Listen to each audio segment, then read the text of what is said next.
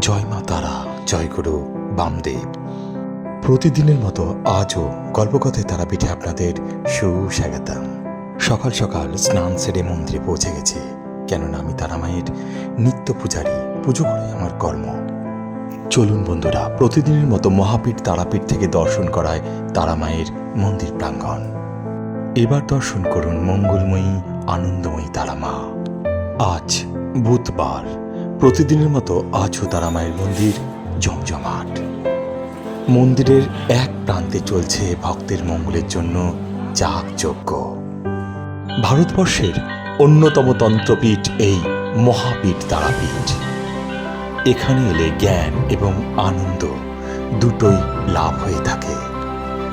ঈশ্বর আর বিশ্বাস এক অনুভূতির জিনিস, যা কাউকে প্রত্যক্ষভাবে বোঝানো যায় না।